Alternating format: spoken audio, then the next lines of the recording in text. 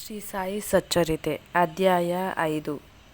ಶ್ರೀ ಸಾಯಿಬಾಬಾರವರು ಚಾಂದ್ ಪಾಟೀಲರ್ ಮದುವೆ ನಿಬಣ್ಣದ ಜೊತೆಯಲ್ಲಿ ಬಂದ ಬಗೆ, ಸುಸ್ವಾಗತ, ಮಹಾಯೋಗಿಗಳ ಸಂಪರ್ಕ, ಅವರ ಉಡುಗೆ ತೊಡುಗೆ, ನಿತ್ಯ ಜೀವನ, ಪಾದುಕೆಗಳ ಕತೆ, ಮೊಹಿದ್ದೀನ್ ರವರೊಡನೆ ಕುಸ್ತಿ, ಅವರ ಜೀವನದ ಬದಲಾವಣೆ, ನೀರನ್ನು ಎಣ್ಣೆಯಾಗಿ ಪರಿವರ್ತಿಸಿದ ಬಗೆ, ಕಪಟ ಗುರು ಜವಾಹರ್ ಅಲಿ ಚಾಂದ್ ಪಾಟೀಲರ ಮದುವೆ ನಿಬಣ್ಣದ ಜೊತೆಯಲ್ಲಿ ಬಾಬಾರವರು ಹಿಂದಿರುಗಿದುದು.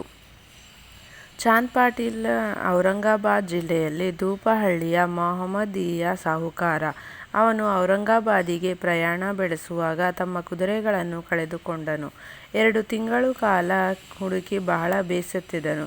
ನಿರಾಶನಾಗಿ ಔರಂಗಾಬಾದಿಗೆ ಹಿಂತಿರುಗುತ್ತಿದ್ದಾಗ ದಾರಿಯಲ್ಲಿ ಒಂದು ಮಾವಿನ ಮರದ ಕೆಳಗೆ ಕುಳಿತಿದ್ದ ಫಕೀರನನ್ನು ಕಂಡನು. ಚಾಂದ್ ಪಾಟೀಲನನ್ನು ನೋಡಿದ ಫಕೀರನು ಅವನನ್ನು ಕರೆದು ತಾನು ಸೇದುತ್ತಿದ್ದ ಹುಕ್ಕಾವನ್ನು ಅವನಿಗೆ ಕೊಟ್ಟು ವಿಚಾರವೇನೆಂದು ಪ್ರಸ್ತಾಪಿಸಿದನು. ಅವನು ಕುದುರೆಯನ್ನು ಕಳೆದುಕೊಂಡ ಸಮಾಚಾರವನ್ನು ಅರುಹಿದನು. ಇದನ್ನು ಕೇಳಿದ ಫಕೀರನು, ಇಲ್ಲಿಯೇ ಹಳ್ಳದ ಬಳಿಗೆ ಹೋಗಿ ನೋಡು, ಅಲ್ಲಿದೆ ಎಂದನು. ಚಾಂದ್ ಪಾಟೀಲನು ಅಲ್ಲಿಗೆ ಹೋಗಿ ನೋಡಲು ತನ್ನ ಕುದುರೆ ಅಲ್ಲಿ ಮೇಯುತ್ತಿರುವುದನ್ನು ಕಂಡು ಆನಂದಭರಿತನಾಗಿ, ಈ ಫಕೀರನು ಸಾಮಾನ್ಯನಲ್ಲ ಎಂದು ಮನಸ್ಸಿನಲ್ಲಿ ಯೋಚಿಸಿ ಕುದುರೆಯೊಡನೆ ಫಕೀರನ ಕಡೆಗೆ ಹಿಂತಿರುಗಿದನು. ಅಷ್ಟು ಹೊತ್ತಿಗಾಗಲೇ ಹುಕ್ಕಾ ತಯಾರಾಗಿತ್ತು. ಅದರ ಬಟ್ಟೆ ಒದ್ದೆ ಮಾಡಲು ನೀರು, ಹೊಗೆ ಸೊಪ್ಪು ಹೊತ್ತಿಸಲು ಬೆಂಕಿಯು ಬೇಕಾಗಿದ್ದಿತು. ಆಗ ಆ ಫಕೀರನು ಸಟಕದಿಂದ ನೆಲಕ್ಕೆ ಹೊಡೆದ ಕೂಡಲೇ ಬೆಂಕಿ ಉತ್ಪತ್ತಿಯಾಯಿತು. ಮತ್ತೆ ಸಟಕ ನೆಲಕ್ಕೆ ಹೊಡೆದನು. ನೀರು ಹೊರ ಚಿಮ್ಮಿತು. ಅದರಿಂದ ಬಟ್ಟೆಯನ್ನು ಒದ್ದೆ ಮಾಡಿ ಹುಕ್ಕಾ ಸೇವಿಸಿದನು. ನಂತರ ಚಾಂದ್ ಪಾಟೀಲನಿಗೂ ನೀಡಿದನು. ಇದನ್ನು ನೋಡಿ ಚಾಂದ್ ಪಾಟೀಲನಿಗೆ ವಿಸ್ಮಯವಾಯಿತು. ಅವನು ಫಕೀರನನ್ನು ತನ್ನ ಮನೆಗೆ ಆಹ್ವಾನಿಸಿ ತನ್ನ ಆದರಾತಿಥ್ಯ ಸ್ವೀಕರಿಸುವಂತೆ ಬೇಡಿಕೊಂಡನು. ಮಾರನೇ ದಿನ ಫಕೀರನು ಸಹ ಚಾಂದ್ ಪಾಟೀಲನೊಂದಿಗೆ ಪ್ರಯಾಣ ಮಾಡಿ ಅವನ ಮನೆಯಲ್ಲಿ ಸ್ವಲ್ಪ ದಿನಗಳಿದ್ದನು. ಚಾಂದ್ ಪಾಟೀಲನು ತನ್ನ ಮೈದುನನ ಮದುವೆಗೆ ಹೊರಡಬೇಕಾಯಿತು. ಮದುವೆ ಶಿರಡಿಯಲ್ಲಿ ನಡೆಯುವ ಹಾಗೆ ನಿಶ್ಚಿತವಾಗಿತ್ತು. ಆಗ ಫಕೀರನು ಸಹ ಮದುವೆ ಬಳಗದೊಂದಿಗೆ ಶಿರಡಿಗೆ ಬಂದನು. ಮದುವೆ ಸಾಂಗವಾಗಿ ನೆರವೇರಿತು. ಬೀಗರೆಲ್ಲರೂ ಹಿಂದಿರುಗಿದರು. ಆದರೆ ಫಕೀರನು ಮಾತ್ರ ಶಿರಡಿಯಲ್ಲಿಯೇ ಉಳಿದನು. ಫಕೀರನಿಗೆ ಸಾಯಿ ಎಂಬ ಹೆಸರು. ಮದುವೆ ನಿಬಣ್ಣರವರು ಖಂಡೋಬಾ ದೇವಸ್ಥಾನದ ಬಳಿ ಇದ್ದ ಭಗತ್ ಮಾಳ್ಸಾಪತಿಯವರ ಹೊಲದ ಬಳಿ ಬಂದರು. ಗಾಡಿಯಿಂದ ಎಲ್ಲರೂ ಒಬ್ಬೊಬ್ಬರಾಗಿ ಇಳಿಯುತ್ತಿದ್ದರು. ಅಂತೆಯೇ ಫಕೀರನು ಸಹ ಇಳಿದು ಬರುತ್ತಿರುವಾಗ ಮಾಳ್ಸಾಪತಿಯವರು ಈ ಯುವಕನನ್ನು ನೋಡಿ ಯಾ ಸಾಯಿ ಎಂದು ಸುಸ್ವಾಗತ ನೀಡಿದರು. ಅಂದಿನಿಂದ ಎಲ್ಲರೂ ಅವನನ್ನು ಸಾಯಿ ಎಂದು ಕರೆಯಲಾರಂಭಿಸಿದರು. ಈ ಸಾಯಿಯೇ ಶಿರಡಿಯ ಪ್ರಖ್ಯಾತ ಶ್ರೀ ಸಾಯಿಬಾಬಾ. ಇತರ ಸನ್ಯಾಸಿಗಳೊಡನೆ ಸಂಪರ್ಕ. ಸಾಯಿಬಾಬಾರವರು ಮಸೀದಿಯಲ್ಲಿ ವಾಸಿಸುತ್ತಿದ್ದರು. ದೇವಿದಾಸ ಎಂಬ ಸಾಧುವು ಬಹಳ ದಿನಗಳಿಂದ ಶಿರಡಿಯಲ್ಲಿಯೇ ಇದ್ದನು. ಬಾಬಾರವರಿಗೆ ಅವರ ಸಂಘ ಸಮ್ಮತವೆನಿಸಿತು. ಅದುದರಿಂದ ಕೆಲವು ಕಾಲ ಅವರೊಡನೆ ಮಾರುತಿ ದೇವಸ್ಥಾನದಲ್ಲಿದ್ದರು. ನಂತರ ಕೆಲವು ಕಾಲ ಒಂಟಿಯಾಗಿ ವಾಸಿಸುತ್ತಿದ್ದರು. ಆಮೇಲೆ ಜಾನಕಿದಾಸ ಎಂಬ ಸಾಧುವು ಬಂದರು. ಬಾಬಾರವರು ಅವರೊಡನೆಯೂ ಸಂಪರ್ಕ ಬೆಳೆಸಿ ಇವರಿರುವ ಕಡೆಗೆ ಅವರು, ಅವರಿರುವ ಕಡೆಗೆ ಇವರು ಬಂದು ಹೋಗುತ್ತಿದ್ದರು. ಗಂಗಾಗೀರ ಎಂಬ ಸಾಧುವಿನೊಡನೆಯೂ ಸಂಪರ್ಕ ಬೆಳೆಸಿದ್ದರು. ಗಂಗಾಗೀರರವರು ಮೊದಲು ಬಾಬಾರವರೇ ಸ್ವತಃ ತೋಟಕ್ಕೆ ನೀರೆರೆಯುತ್ತಿರುವುದನ್ನು ನೋಡಿ ಆಶ್ಚರ್ಯಚಕಿತರಾಗಿ, ಇಂಥ ಅಮೂಲ್ಯವಾದ ರತ್ನವನ್ನು ಹೊಂದಿರುವ ಶಿರಡಿಯೇ ಪುಣ್ಯಸ್ಥಳ ಎಂದು ಹೇಳಿದರು. ಇವನು ಸಾಮಾನ್ಯನಲ್ಲ, ಶಿರಡಿಯ ಅದೃಷ್ಟವೇ ಸರಿ ಎಂದು ಸಹ ಹೇಳಿದರು. ಇದೇ ರೀತಿ ಅಕ್ಕಲಕೋಟೆಯ ಮಹಾರಾಜರ ಶಿಷ್ಯರಾದ ಆನಂದಮಠದ ಆನಂದನಾಥ ಎಂಬ ಸಾಧುವು ಸಹ ಶಿರಡಿಗೆ ಬಂದಿದ್ದರು. ಅವರು ಸಹ ಸಾಯಿಬಾಬಾರವರನ್ನು ನೋಡಿ, ಇದೇ ನೈಜವಾದ ಅಮೂಲ್ಯ ರತ್ನ. ಇವರು ಸಾಮಾನ್ಯ ಮನುಷ್ಯರಲ್ಲ. ನೀವು ಇದನ್ನು ಮುಂದೆ ಮನಗಾಣುವಿರಿ ಎಂದು ಹೇಳಿ ಏವಲ ಗ್ರಾಮಕ್ಕೆ ಹಿಂದಿರುಗಿದರು. ಈ ನುಡಿಗಳೆಲ್ಲವೂ ಶ್ರೀ ಸಾಯಿಬಾಬಾರವರು ತರುಣನಾಗಿದ್ದಾಗಿನ ಮಾತುಗಳು. ಬಾಬಾರವರ ದೈನಂದಿನ. ಚಿಕ್ಕ ವಯಸ್ಸಿನಿಂದಲೇ ಬಾಬಾರವರು ತಲೆ ಬೆಳೆಸಿದ್ದರು. ಎಂದೂ ಆಯುಷ್ಕರ್ಮ ಮಾಡಿಸಿರಲಿಲ್ಲ. ಜಟ್ಟಿಯ ಹಾಗೆ ಉಡುಪು ಧರಿಸುತ್ತಿದ್ದರು. ರಾಹತಕ್ಕೆ ಹೋದಾಗ ಅಲ್ಲಿಂದ ಚೆಂಡು, ಜಾಯಿ ಮತ್ತು ಜೂಯಿ ಎಂಬ ಹೂವಿನ ಗಿಡಗಳನ್ನು ತಂದು ನೆಟ್ಟು ನೀರೆರೆದು ಬೆಳೆಸಿದ್ದರು. ಶಿಷ್ಯನಾದ ವಾಮನ ತಾತ್ಯ ಎಂಬುವನ ಪ್ರತಿದಿನವೂ 2 ಹಸಿ ಮಡಿಕೆಗಳನ್ನು ತಂದು ಕೊಡುತ್ತಿದ್ದನು. ಬಾಬಾರವರು ಬಾವಿಯಿಂದ ನೀರು ಸೇದಿ ಗಿಡಗಳಿಗೆ ಎರೆಯುತ್ತಿದ್ದರು. ಸಾಯಂಕಾಲವಾದ ನಂತರ ಮಣ್ಣಿನ ಮಡಿಕೆಗಳನ್ನು ಒಂದು ಕಡೆಗೆ ಇಡುತ್ತಿದ್ದರು. ಅವು ಹಸಿ ಮಣ್ಣಿನಿಂದ ಮಾಡಲ್ಪಟ್ಟಿರುವುದರಿಂದ ಮಾರನೇ ದಿನದ ಹೊತ್ತಿಗೆ ಒಡೆದು ಹೋಗುತ್ತಿದ್ದವು. ಮರುದಿನ ವಾಮನ ತಾತ್ಯ 2 ಮಡಿಕೆಗಳನ್ನು ತಂದಿಡುತ್ತಿದ್ದನು. ಈ ರೀತಿ ಸುಮಾರು 3 ವರ್ಷಗಳ ಪರಿಶ್ರಮದಿಂದ ಅವರು ಒಂದು ತೋಟವನ್ನು ನಿರ್ಮಿಸಿದರು. ಈ ನಿವೇಶನದಲ್ಲಿಯೇ ಬಾಬಾರವರ ಮಹಾಸಮಾಧಿ ಮಂದಿರ ನಿರ್ಮಿತವಾಗಿದೆ. ಬೇವಿನ ಮರದ ಬುಡದಲ್ಲಿರುವ ಪಾದುಕೆಗಳು. ಅಕ್ಕಲಕೋಟೆಯ ಮಹಾರಾಜರ ಭಕ್ತಬಾಯಿ ಕೃಷ್ಣಾಜಿ ಅಲಿಬಾಗಕರ ಅವರು ತಮ್ಮ ಗುರುವಿನ ಫೋಟೋ ಒಂದನ್ನಿಟ್ಟುಕೊಂಡು ಪೂಜಿಸುತ್ತಿದ್ದರು. ಒಂದು ದಿನ ಅಕ್ಕಲಕೋಟೆಗೆ ಹೋಗಿ ಗುರುಗಳ ಪಾದದರ್ಶನ ಮಾಡಬೇಕೆಂದು ಮನಸ್ಸಿನಲ್ಲಿ ಸಂಕಲ್ಪ ಮಾಡಿಕೊಂಡರು. ಆದರೆ ಅಲ್ಲಿಗೆ ಹೋಗುವ ಮುನ್ನವೇ ಅಕ್ಕಲಕೋಟೆ ಮಹಾರಾಜರು ಕನಸಿನಲ್ಲಿ ಕಾಣಿಸಿಕೊಂಡು, ಈಗ ನನ್ನ ವಿಶ್ರಾಂತಿ ಸ್ಥಳ ಶಿರಡಿ, ನೀನು ಅಲ್ಲಿಗೆ ಬಂದು ಪೂಜೆ ಮಾಡು ಎಂದರು. ಆಗ ಅವರು ತಮ್ಮ ನಿರ್ಧಾರವನ್ನು ಮಾರ್ಪಡಿಸಿಕೊಂಡು ಶಿರಡಿಗೆ ಬಂದು ಅಲ್ಲಿ 6 ತಿಂಗಳು ನೆಲೆಸಿ ಶ್ರೀ ಬಾಬಾರವರ ಸೇವೆ ಮಾಡಿದರು. ಈ ಸ್ಮಾರಕವಾಗಿ ಬಾಯಿ ಕೃಷ್ಣಾಜಿ ಅವರು ಪಾದುಕೆಗಳನ್ನು ತಯಾರಿಸಿ ಅಲ್ಲಿ ಪ್ರತಿಷ್ಠಾಪನೆ ಮಾಡಿದರು. ಇದು ನಡೆದದ್ದು ಸುಮಾರು 1912ರಲ್ಲಿ. ಪೂಜೆ ಮಾಡಲು ಒಬ್ಬ ಬ್ರಾಹ್ಮಣನನ್ನು ನೇಮಿಸಿದರು. ಅದರ ಮೇಲ್ವಿಚಾರಣೆಯನ್ನು ಭಕ್ತರಾದ ಸಗುಣರವರಿಗೆ ವಹಿಸಿದರು. ಕಥೆಯ ವಿವರ ಈ ರೀತಿ ಇದೆ. ಇದನ್ನು ಸಾಯಿಲೀಲಾ 2ನೇ ಸಂಗ್ರಹದ ಮೊದಲ ಸಂಚಿಕೆ 25ನೇ ಪುಟದಲ್ಲಿ ಕಾಣಬಹುದು. 1912ರಲ್ಲಿ ಡಾಕ್ಟರ್ ರಾಮರಾವ್ ಕೋಟಾರೆ ಎಂಬುವರು ಬಾಬಾರವರ ದರ್ಶನ ಪಡೆಯಬೇಕೆಂದು ಶಿರಡಿಗೆ ಬಂದರು. ಅವರ ಕಾಂಪೌಂಡರ್ ಮತ್ತು ಸ್ನೇಹಿತರಾದ ಶ್ರೀ ಬಾಯಿ ಕೃಷ್ಣಾಜಿ ಅಲಿಬಾಗಕರವರು ಅವರೊಡನೆ ಬಂದಿದ್ದರು. ಕಾಂಪೌಂಡರ ಬಾಯಿ ಕೃಷ್ಣಾಜಿ, ಶ್ರೀ ಸಗುಣ ಮೇರು ನಾಯಿಕ ಮತ್ತು ಶ್ರೀ ಜೆ.ಕೆ. ದೀಕ್ಷಿತ ಅವರು ಆಪ್ತ ಸ್ನೇಹಿತರುಗಳಾಗಿದ್ದರು. ಇವರು ಕಲೆತು ಅನೇಕ ವಿಚಾರಗಳನ್ನು ಪ್ರಸ್ತಾಪಿಸುತ್ತಿರುವಾಗ ಸಾಯಿಬಾಬಾರವರು ಮೊದಲು ಶಿರಡಿಗೆ ಬಂದ ಗುರುತಿಗಾಗಿ ಪವಿತ್ರವಾದ ಬೇವಿನ ವೃಕ್ಷದ ಕೆಳಗೆ ಒಂದು ಸ್ಮಾರಕವನ್ನು ನಿರ್ಮಿಸಬೇಕೆಂದು ನಿಶ್ಚಯಿಸಿದರು. ಸ್ಮಾರಕದ ಸಂಕೇತ ಪಾದುಕೆಗಳೆಂದು ತೀರ್ಮಾನಿಸಿ ಅವುಗಳನ್ನು ಒಂದು ಶಿಲೆಯಲ್ಲಿ ಮಾಡಿಸಬೇಕೆಂಬ ನಿರ್ಧಾರಕ್ಕೆ ಬಂದರು. ಕೋಟಾರೆಯವರ ಸ್ನೇಹಿತರಾದ ಕಾಂಪೌಂಡರ್ ಅವರು ಈ ವಿಚಾರವನ್ನು ಡಾಕ್ಟರ್ ರಾಮರಾವ್ ಕೋಟಾರೆಯವರಿಗೆ ತಿಳಿಸಿದರೆ ಅವರು ಒಳ್ಳೆಯ ಪಾದುಕೆಗಳನ್ನು ಮಾಡಿಸುತ್ತಾರೆಂದು ಹೇಳಿದರು. ಸರ್ವರು ಸಮ್ಮತಿಸಿದ ನಂತರ ಡಾಕ್ಟರ್ ಕೋಟಾರೆಯವರಿಗೆ ಈ ವಿಷಯ ತಿಳಿಸಿದರು.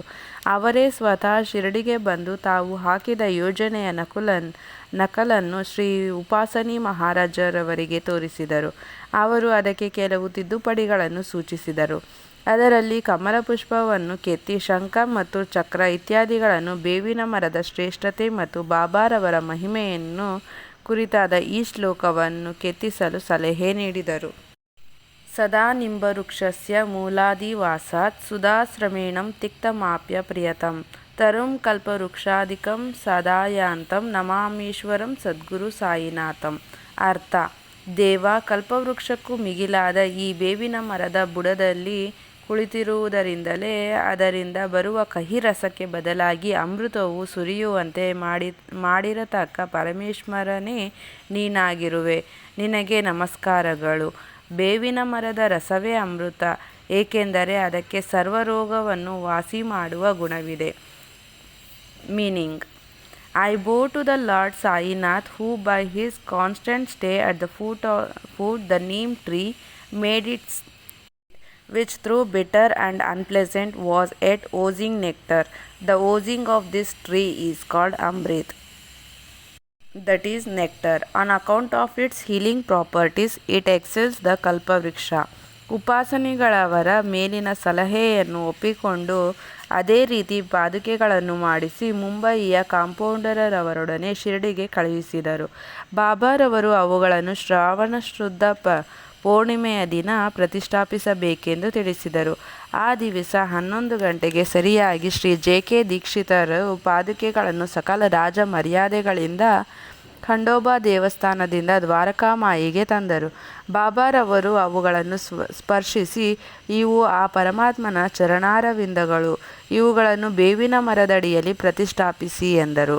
ಇದಕ್ಕೆ ಹಿಂದಿನ ದಿನ ಮುಂಬಯಿಯ ಪ್ರಾಸ್ತಾ ಶೇಠ ಎಂಬುವರು 25 ರೂಗಳನ್ನು ಕಳುಹಿಸಿದ್ದರು. ಬಾಬಾರವರು ಅವುಗಳನ್ನು ಪಾದುಕಾ ಪ್ರತಿಷ್ಠಾಪನೆ ಖರ್ಚಿಗೆ ಕೊಟ್ಟರು. ಅದರ ಜೊತೆಗೆ ಚಂದಾ ಹಣದಿಂದ 75 ರೂಗಳನ್ನು ಸೇರಿಸಿ ಒಟ್ಟು 100 ರೂಗಳನ್ನು ಸಮಾರಂಭಕ್ಕೆ ಉಪಯೋಗಿಸಲಾಯಿತು. ಮೊದಲ 5 ವರ್ಷಗಳವರೆಗೆ ಶ್ರೀ ದೀಕ್ಷಿತರು, ನಂತರ ಲಕ್ಷ್ಮಣ ಕಾಚೇಶ್ವರರು ಪೂಜಾ ವಿಧಿಗಳನ್ನು ನೆರವೇರಿಸುತ್ತಿದ್ದರು. ಮೊದಲು 5 ವರ್ಷಗಳ ದೀಪದ ಖರ್ಚಿಗೋಸ್ಕರ ಡಾಕ್ಟರ್ ಕೋಠಾರೆಯವರು ಪ್ರತಿ ತಿಂಗಳು 3 ರೂಗಳನ್ನು ಕಳುಹಿಸುತ್ತಿದ್ದರು ಮತ್ತು ಪಾದುಕೆಯ ಸುತ್ತ ನೆಡಲು ಕಂಬಗಳನ್ನು ಕಳುಹಿಸಿದರು. ಮೇಲ್ಛಾವಣಿಯ ಖರ್ಚನ್ನು ಶ್ರೀ ಸಗುಣಮೇರು ನಾಯ್ಕರವರು ವಹಿಸಿಕೊಂಡರು.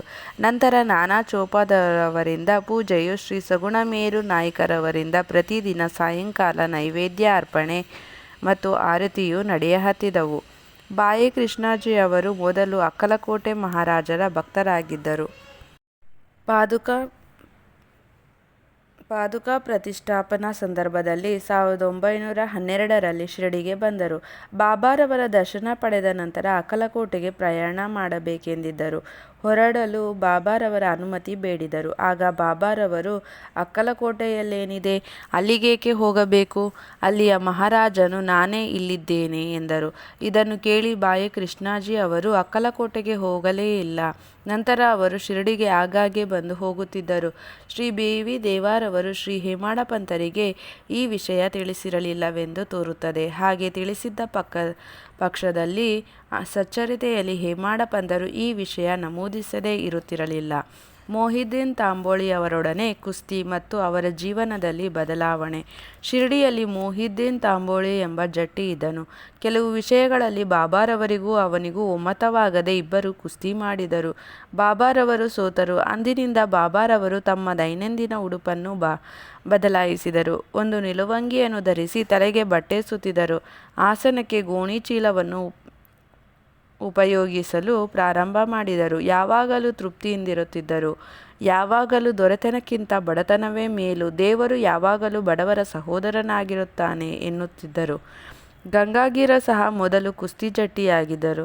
ಇದೇ ತರಹದ ಭಾವನೆ ಅವರಲ್ಲಿಯೂ ಮೂಡಿ ಸಂಸಾರವನ್ನು ತ್ಯಜಿಸಿ ಸ್ವಾನುಭವ ಪಡೆಯಲೊಸಗ ಇದೇ ರೀತಿ ಪರಿವರ್ತನೆಯಾಗಿ ಪೂನಾ ತಾಂಬೆ ನದಿಯ ದಡದಲ್ಲಿ ಮಠವನ್ನು ಸ್ಥಾಪಿಸಿ ಶಿಷ್ಯರೊಡನೆ ಅಲ್ಲಿ ವಾಸಿಸಿದ್ದರು.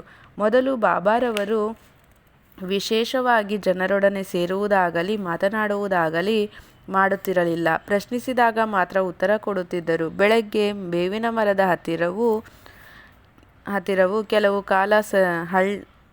ಕೆಲವು ಸಾರಿ ಹಳ್ಳಿಯ ಹಳ್ಳದ ಸಮೀಪದಲ್ಲಿದ್ದ ಬಾಬುಲ ಮರದ ನೆರಳಿನಲ್ಲಿಯೂ ಕುಳಿತು ಕಾಲ ಕಳೆಯುತ್ತಿದ್ದರು. ಮಧ್ಯಾಹ್ನದ ಹೊತ್ತು ಕೆಲವು ದಿನ ನೀಮಗಾಂವಕ್ಕೆ ಹೋಗುತ್ತಿದ್ದರು. ಅಲ್ಲಿ ತ್ರ್ಯಂಬಕಾಜಿ ಡೆಂಗಳೆಯವರ ಮನೆಗೆ ಹೋಗುತ್ತಿದ್ದರು. ಬಾಬಾರವರು ಬಾಬಾ ಸಾಹೇಬರಲ್ಲಿ ಬಹಳ ಪ್ರೀತಿ ಇಟ್ಟಿದ್ದರು. ಅವರ ಕಿರಿಯ ಸಹೋದರರಾದ ನಾನಾ ಸಾಹೇಬರಿಗೆ 2ನೇ ಮದುವೆಯಾದರೂ ಸಹ ಸಂತಾನ ಪ್ರಾಪ್ತಿ ಇರಲಿಲ್ಲ. ಬಾಬಾ ಸಾಹೇಬರು ಬಾಬಾರವರ ದರ್ಶನ ಪಡೆಯುವಂತೆ ತಮ್ಮ ಸಹೋದರನನ್ನು ಕೇಳಿಕೊಂಡರು. ಬಾಬಾರವರ ದರ್ಶನ ಲಾಭದಿಂದ ಮತ್ತು ಕೃಪೆಯಿಂದ ಅವರಿಗೆ ಪುತ್ರ ಸಂತಾನ ಪ್ರಾಪ್ತಿಯಾಯಿತು. ಅಂದಿನಿಂದ ಬಾಬಾರವರನ್ನು ಕಾಣಲು ಅನೇಕ ಜನರು ಬರಲು ಪ್ರಾರಂಭಿಸಿದರು. ಅವರ ಕೀರ್ತಿಯು ಅಹಮದ್ನಗರವನ್ನು ಮುಟ್ಟಿತು. ಆಗ ನಾನಾ ಸಾಹೇಬ ಚಾಂದೋರ್ಕೋರ ಮತ್ತು ಕೇಶವ ಚಿದಂಬರ ಮುಂತಾದವರು ಶಿರಡಿಗೆ ಬರುವಂತಾಯಿತು. ಹಗಲಿನಲ್ಲಿ ಬಾಬಾರವರನ್ನು ಭಕ್ತರು ಎಡೆಬಿಡದೆ ಮುತ್ತಿಕೊಳ್ಳುತ್ತಿದ್ದರು. ರಾತ್ರಿ ಹೊತ್ತು ಅವರು ದ್ವಾರಕಾಮಾಯಿಯಲ್ಲಿ ನಿದ್ರಿಸುತ್ತಿದ್ದರು. ಬಾಬಾರವರ ಆಗಿನ ಆಸ್ತಿ ಎಂದರೆ ಹುಕ್ಕಾ ಸೇದುವ ಚಿಲುಮೆ, ನಿಲುವಂಗಿ, ಒಂದು ತಗಡಿನ ಪಾತ್ರೆ, ಒಂದು ಕೋಲು, ಒಂದು ಬಟ್ಟೆಯನ್ನು ತಲೆಗೆ ಕಟ್ಟಿದ ನಂತರ ಅದರ ಕೊನೆಯನ್ನು ಸುತ್ತಿ ಹಿಂದಿನಿಂದ ಎಡಭಾಗದ ಕಿವಿಯ ಮೇಲೆ ಇಳಿಬಿಡುತ್ತಿದ್ದರು. ಗೋಣಿ ಚೀಲವೇ ಅವರ ಆಸನವಾಗಿದ್ದಿತು. ಚಳಿಯಾದಾಗ ಮಾತ್ರ ದಕ್ಷಿಣದ ಕಡೆಗೆ ಮುಖ ಮಾಡಿಕೊಂಡು ದುನಿಯ ಮುಂದೆ ಕುಳಿತುಕೊಳ್ಳುತ್ತಿದ್ದರು. ಆ ದುನಿಯಲ್ಲಿ ತಮ್ಮ ಅಹಂಕಾರ, ಮೋಹ ಮುಂತಾದವುಗಳನ್ನು ಕಾಣಿಕೆಯಾಗಿ ಅರ್ಪಿಸಿದ್ದರು. ಕಾಲಿಗೆ ಪಾದುರಕ್ಷಿಕೆಗಳನ್ನು ಉಪಯೋಗಿಸುತ್ತಿರಲಿಲ್ಲ. ಅವರಿದ್ದ ಮಸೀದಿ ದ್ವಾರಕಾಮಾಯಿಯಾಗಿ 1912ರಲ್ಲಿ ಪರಿವರ್ತನೆ ಹೊಂದಿತು. ನೀರನ್ನು ಎಣ್ಣೆಯಾಗಿ ಪರಿವರ್ತಿಸಿತು. ಸಾಯಿಬಾಬಾರವರಿಗೆ ದೀಪಗಳೆಂದರೆ ಬಹಳ ಆನಂದ. ಆದುದರಿಂದ ಅವರು ಪ್ರತಿ ಅಂಗಡಿಯ ಬಾಗಿಲಿಗೂ ಹೋಗಿ ಎಣ್ಣೆಯನ್ನು ಭಿಕ್ಷೆ ಬೇಡಿ ತಂದು ದ್ವಾರಕಾಮಾಯಿ ಮತ್ತು ದೇವಸ್ಥಾನದಲ್ಲಿ ದೀಪವನ್ನು ಹಚ್ಚಿ ರಾತ್ರಿಯೆಲ್ಲ ಉರಿಸುತ್ತಿದ್ದರು. ಈ ರೀತಿ ಕೆಲವು ಕಾಲ ನಡೆಯಿತು. ಒಂದು ದಿನ ಅಂಗಡಿಯವರೆಲ್ಲರೂ ಸೇರಿಕೊಂಡು ಬಾಬಾರವರಿಗೆ ಎಣ್ಣೆ ಕೊಡಬಾರದೆಂದು ತೀರ್ಮಾನಿಸಿ ಅವರು ಬಂದಾಗ ಯಾರೂ ಎಣ್ಣೆಯನ್ನು ಕೊಡಲೇ ಇಲ್ಲ. ಬಾಬಾರವರು ರಿಕ್ತಹಸ್ತದಿಂದ ಹಿಂದಿರುಗಿದರು. ಯಾವ ಅನುಮಾನವೂ ಇಲ್ಲದೆ ಬರೀ ಬತ್ತಿಯನ್ನೇ ಪಣತಿಗಳಲ್ಲಿಟ್ಟು ತಗಡಿನ ಪಾತ್ರೆಯಲ್ಲಿದ್ದ ಸ್ವಲ್ಪ ಎಣ್ಣೆಗೆ ನೀರು ಬೆರೆಸಿ ಅದನ್ನು ಕುಡಿದರು. ನಂತರ ನೀರನ್ನು ಎಲ್ಲ ಪಣತಿಗಳಲ್ಲಿ ಹಾಕಿಬಿಟ್ಟು ದೀಪಗಳನ್ನು ಹಚ್ಚಿಸಿದರು. ರಾತ್ರಿಯೆಲ್ಲ ಪಣತಿಗಳು ಪ್ರಕಾಶಮಾನವಾಗಿ ಉರಿಯತೊಡಗಿದವು. ಇದನ್ನು ನೋಡಿದ ವರ್ತಕರು ಬಾಬಾರವರಿಗೆ ಬಂದು ಕ್ಷಮೆ ಬೇಡಿದರು. ಬಾಬಾರವರು ಅವರನ್ನು ಕ್ಷಮಿಸಿ ಇನ್ನು ಮುಂದೆ ಸತ್ಯತನದಿಂದ ನಡೆಯಿರಿ ಎಂದು ಉಪದೇಶ ಮಾಡಿ ಕಳುಹಿಸಿದರು. ಕಪಟ ಗುರು ಜವಾಹರ್ ಅಲಿ. ಕುಸ್ತಿ ಘಟನೆ ಜರುಗಿದ 5 ವರ್ಷಗಳ ನಂತರ ಅಹಮದ್ನಗರದಿಂದ ಜವಾಹರ್ ಅಲಿ ಎಂಬ ಫಕೀರನು ತನ್ನ ಶಿಷ್ಯವೃಂದದೊಡನೆ ಶಿರಡಿಗೆ ಬಂದು ಅಲ್ಲಿಯ ವೀರಭದ್ರಸ್ವಾಮಿ ದೇವಸ್ಥಾನದ ಹತ್ತಿರದಲ್ಲಿದ್ದ ದೊಡ್ಡ ಕೊಠಡಿಯೊಂದರಲ್ಲಿ ಬಿಡಾರ ಮಾಡಿದನು. ಅವನು ಒಳ್ಳೆಯ ವಿದ್ವಾಂಸನಾಗಿದ್ದನು. ತನ್ನ ಮಧುರವಾದ ಕಂಠದಿಂದ ಕುರಾಣವೆಲ್ಲವನ್ನು ಕಂಠಪಾಠ ಮಾಡಿದ ಹಾಗೆ ಹೇಳುತ್ತಿದ್ದನು. ಹಳ್ಳಿಯ ಜನರೆಲ್ಲರೂ ಅವನನ್ನು ಗೌರವಿಸತೊಡಗಿದರು. ಜನರ ಸಹಾಯದಿಂದ ವೀರಭದ್ರಸ್ವಾಮಿ ದೇವಸ್ಥಾನದ ಎದುರಿನಲ್ಲಿ ಇದ್ದಾಗ ಮಹಮ್ಮದೀಯರು ಎದುರಿನಲ್ಲಿ ಕುಳಿತು ಪ್ರಾರ್ಥನೆ ಮಾಡುವ ಗೋಡೆ ಕಟ್ಟಿಸಲು ಪ್ರಯತ್ನಪಟ್ಟನು. ಈ ವಿಷಯದಲ್ಲಿ ಕೆಲವರೊಡನೆ ಮನಸ್ತಾಪವಾದುದರಿಂದ ಅವನು ಶಿರಡಿಯನ್ನು ಬಿಟ್ಟು ರಾಹತಕ್ಕೆ ಹೋಗಿ ನೆಲೆಸಬೇಕಾಯಿತು. ಆಗಾಗ್ಗೆ ಅವನು ಶಿರಡಿಗೆ ಬಂದು ಬಾಬಾರವರೊಡನೆ ಮಸೀದಿಯಲ್ಲಿ ತಂಗುತ್ತಿದ್ದನು. ಜನರು ಇದನ್ನು ನೋಡಿ ಬಾಬಾ ಅವನ ಶಿಷ್ಯನೆಂದು ಭಾವಿಸಿದರು. ಆದರೆ ಅವರಿಗದು ಆಕ್ಷೇಪಣೆಯಾಗಿ ಕಂಡುಬರಲಿಲ್ಲ. ನಂತರ ಗುರು ಮತ್ತು ಶಿಷ್ಯರಿಬ್ಬರೂ ರಾಹತಕ್ಕೆ ಹೋಗಿ ನೆಲೆಸಬೇಕೆಂದು ತೀರ್ಮಾನಿಸಿದರು. ಗುರುವಿಗೆ ಶಿಷ್ಯನ ಯೋಗ್ಯತೆ ತಿಳಿದಿರಲಿಲ್ಲ, ಆದರೆ ಶಿಷ್ಯನಿಗೆ ಮಾತ್ರ ಗುರುವಿನ ಯೋಗ್ಯತೆ ತಿಳಿದಿತ್ತು. ಆದರೂ ಶಿಷ್ಯನು ಅವರನ್ನು ಕೀಳಾಗಿ ಕಾಣುತ್ತಿರಲಿಲ್ಲ. ಶಿಷ್ಯನು ಗುರುವಿನ ಕೆಲಸಗಳನ್ನು ಅತಿ ಜಾಗರೂಕತೆಯಿಂದ ವೀಕ್ಷಿಸುತ್ತಿದ್ದನು. ಶಿಷ್ಯನು ಅನೇಕ ಸಲ ರಾಹತಕ್ಕೆ ಹೋಗುತ್ತಿದ್ದನು. ಅವರ ಮುಖ್ಯ ಸ್ಥಾನ ರಾಹತ ಆಗಿತ್ತು. ಶಿರಡಿಯ ಬಾಬಾರವರ ಭಕ್ತರಿಗೆ ಇದು ಸಮ್ಮತವಾಗಿರಲಿಲ್ಲ. ಆದ್ದರಿಂದ ಅವರೆಲ್ಲರೂ ಬಾಬಾರವರಲ್ಲಿಗೆ ಗುಂಪು ಕಟ್ಟಿಕೊಂಡು ಹೊರಟರು. ಬಾಬಾ ಅವರನ್ನು ಇದಾಗ ಹತ್ತಿರ ಸಂದರ್ಶಿಸಿದಾಗ ಅವರು, ನನ್ನ ಫಕೀರನು ಬಹಳ ಕೋಪಿಷ್ಠ. ಅವನು ಬರುವುದರೊಳಗಾಗಿ ಹಿಂದಿರುಗಿ. ಅಷ್ಟು ಹೊತ್ತಿಗೆ ಫಕೀರನು ಹಿಂದಿರುಗಿದನು. ಮಾತುಕತೆಗಳಾದವು. ಆಗ ಗುರು ಮತ್ತು ಚೇಲ ಇಬ್ಬರೂ ಶಿರಡಿಗೆ ಹಿಂತಿರುಗಬೇಕೆಂದು ತೀರ್ಮಾನವಾಯಿತು. ಆದ್ದರಿಂದ ಇಬ್ಬರೂ ಶಿರಡಿಗೆ ಹಿಂದಿರುಗಿದರು. ಕೆಲವು ದಿನಗಳ ನಂತರ ಶಿರಡಿಯ ದೇವಿದಾಸ ಎಂಬವನಿಂದ ಫಕೀರನು ಸೋಲಿಸಲ್ಪಟ್ಟು ಶಿರಡಿಯನ್ನು ಬಿಟ್ಟು ಓಡಿದನು. ಬಿಜಾಪುರಕ್ಕೆ ಹೋಗಿ ಕೆಲವು ಕಾಲದ ನಂತರ ಶಿರಡಿಗೆ ಬಂದು ಬಾಬಾರವರ ಮುಂದೆ ಧ್ಯಾನ ಮಾಡತೊಡಗಿದನು. ನಾನು ಗುರು, ಬಾಬಾರವರು ನನ್ನ ಶಿಷ್ಯ ಎಂಬ ದುರಾಭಿಮಾನವು ಫಕೀರನನ್ನು ಬಿಟ್ಟು ಓಡಿತು. ತನ್ನ ಕೃತ್ಯಕ್ಕೆ ಪಶ್ಚಾತ್ತಾಪ ಪಟ್ಟುಕೊಂಡನು. ಬಾಬಾರವರು ಅವನನ್ನು ಪ್ರೀತಿ, ವಿಶ್ವಾಸ ಮತ್ತು ಗೌರವಗಳಿಂದ ಸತ್ಕರಿಸಿದರು. ಈ ಕಥೆಯಲ್ಲಿ ಬಾಬಾರವರು ಮನುಷ್ಯನು ತನ್ನ ಅಹಂಕಾರವನ್ನು ಹೇಗೆ ತೊರೆಯಬಹುದೆಂಬುದನ್ನು ನಿರ್ದೇಶಿಸಿ ಈ ಕಥೆಯು ಬಾಬಾರವರ ಭಕ್ತ ಮಾಳ್ಸಾಪತಿಯವರಿಂದ ಗೊತ್ತಾಗಿದೆ. ಮುಂದಿನ ಅಧ್ಯಾಯದಲ್ಲಿ ಶ್ರೀರಾಮನವಮಿ ಸಮಾರಂಭ, ದ್ವಾರಕಾಮಾಯಿ ಇದ್ದ ರೀತಿ, ಅದರ ಪುನರುದ್ಧಾರ ಇತ್ಯಾದಿ ವಿಷಯಗಳನ್ನು ವಿವರಿಸುತ್ತೇನೆ. ಶ್ರೀ ಸಾಯಿ ಪ್ರಣಾಮ.